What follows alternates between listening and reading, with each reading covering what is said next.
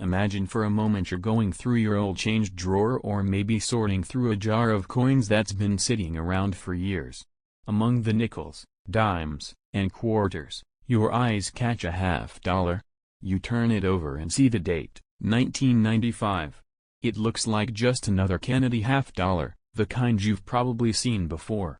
But here's the catch, not all 1995 Kennedy $50s are created equal. Some of them can be worth far more than their face value, and a few rare ones have sold for prices that might actually surprise you. If you're holding one of these coins right now, it could turn the tables for you, so stick with me until the end where I'll reveal how much these coins can go for and how you can actually sell them. The Kennedy $50 series began in 1964 to honor President John F. Kennedy after his assassination, and ever since, it has been a staple of American coinage. By 1995, millions of these coins were minted at both the Philadelphia and Denver mints for circulation, and special proof coins were struck in San Francisco. Now, because they were produced in large numbers, most of them still only trade for face value. If you've got an average, circulated example from your pocket change, chances are it's worth 50 cents. But that's not the whole story, because condition, mint mark, and unique errors can push the value much higher. Let's start with mint marks. The Philadelphia coins bear no mint mark, the Denver coins carry a D, and the San Francisco proof coins have an S. The Philadelphia and Denver issues are the ones you're most likely to find in circulation. In circulated condition, they're not rare. But if you happen to come across one in mint state condition, meaning no scratches, no heavy marks, and full luster, the value can jump. Collectors are always willing to pay more for coins that look like they just rolled off the press. On platforms like eBay, MS65 and higher graded examples have been seen selling anywhere from $20 up into the hundreds depending on eye appeal and rarity of the grade. The San Francisco proof coins from 1995 are another story. These coins weren't made for circulation, they were made for collectors and sold in special sets. They have a mirror-like finish that makes them stand out immediately if you ever see one. Most proof coins are fairly common and may bring just a few dollars, but if you find a 1995 proof in perfect PR70 condition, it's an entirely different game. These flawless coins have been sold at major auctions for prices that can climb into the high hundreds. Errors and varieties are where things get really interesting. During the minting process, mistakes happen. Sometimes coins are struck off-center, other times they might be struck on the wrong planchet, and occasionally die breaks create unusual raised lines or shapes on the coin. Collectors love these mistakes because they're unique. A 1995 Kennedy $50 with a dramatic off-center strike or a double die variety can be worth significantly more than a standard issue.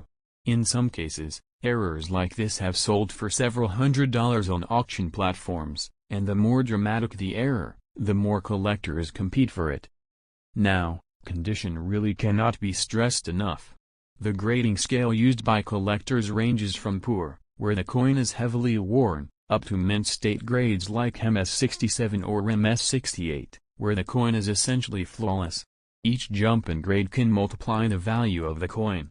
For example, while a standard 1995 $50 in circulated condition might not even get you $1, the same coin in MS66 could bring $20 to $50, and in MS67 or MS68, it could sell for hundreds. That's why grading is the key to unlocking whether you have just a common coin or a real prize. Another detail worth mentioning is that in the 1990s, Kennedy $50 weren't commonly used in everyday transactions. Many people simply didn't see them in circulation. Because of this, fewer circulated examples exist compared to quarters or dimes of the same era. That scarcity in daily use gives well-preserved examples even more attention from collectors.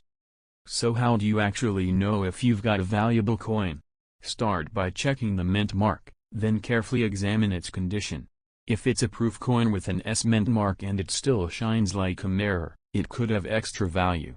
If it's a Denver or Philadelphia coin in high mint state condition, it could be a hidden gem. And if you notice anything unusual, like off-center strikes, doubling, or odd features, it may be an error coin worth getting checked. Once you believe you might have something special, the next step is figuring out how to sell it. Many collectors turn to platforms like eBay, where the audience is huge and you can see real-time prices of what similar coins have actually sold for. Remember, don't just look at what people are asking, look at completed and sold listings. That gives you the real market value. High-end coins, especially those that are graded and certified by companies like PCGS or NGC, often perform best in specialized coin auctions. These venues attract serious collectors and can drive the price much higher than a casual online sale. When you're ready to list a coin, photos are everything. Take clear, high-quality pictures of both sides, showing the date, mint mark, and any features that make your coin stand out. Write a detailed but honest description, and be upfront about whether the coin has been graded or not. Collectors appreciate accuracy, and the more transparent you are, the better your chances of a strong sale. Now, I know what you're really waiting for. How much could your 1995 Kennedy $half actually be worth? Here's the deal. Some are just 50 cents, plain and simple. Others in higher grades can be worth 20, 50, or even a few $100s. Rare proofs in perfect condition and certain dramatic errors can climb even higher, reaching the kind of numbers that make you double-check your change jar. But instead of me just giving you a flat number, I want you to get involved. Drop a comment below describing your coin. Does it have a mint mark? What condition is it in? Does it have any unusual features? Comment price in the box, and I'll let you know its real value and guide you on the best way to sell it. That way you'll know exactly where you stand, whether you're sitting on just another $half or a hidden treasure waiting to be discovered.